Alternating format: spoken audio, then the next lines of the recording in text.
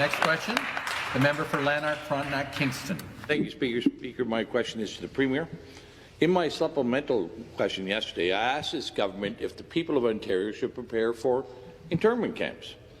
In September, the federal government posted a call for expressions of interest for contractors to supply, provide and manage quarantine isolation camps throughout every province and every territory in Canada.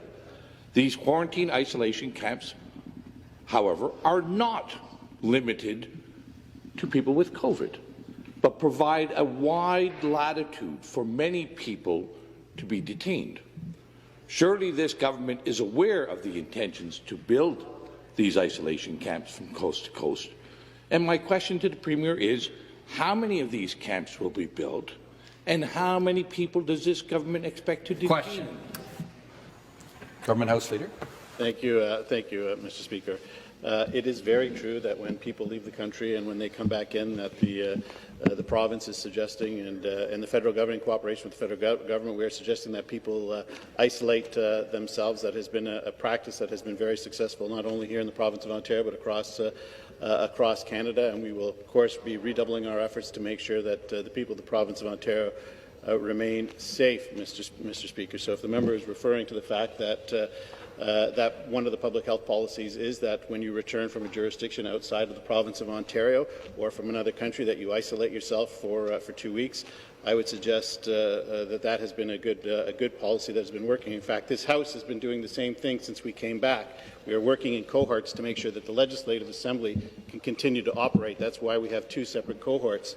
Mr. Speaker. Response. With the cooperation of the official opposition, that is why all members of the Independents have been excluded from that cohort, because we want them to be able to participate in debate. So we will continue to do everything in our power to make sure that this House continues, but that the people of the province of Ontario and Canada are kept safe.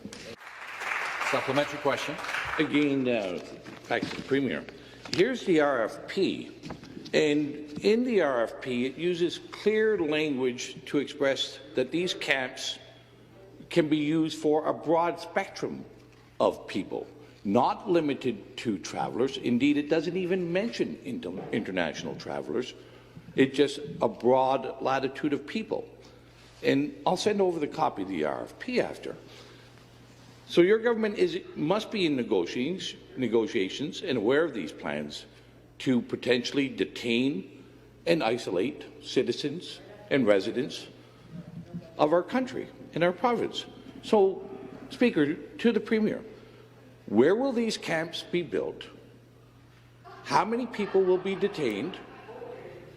And for what reasons? Question. For what reasons can people be kept in these isolation camps? And I'd like to have the Premier assure the people of Ontario. Member, take a seat.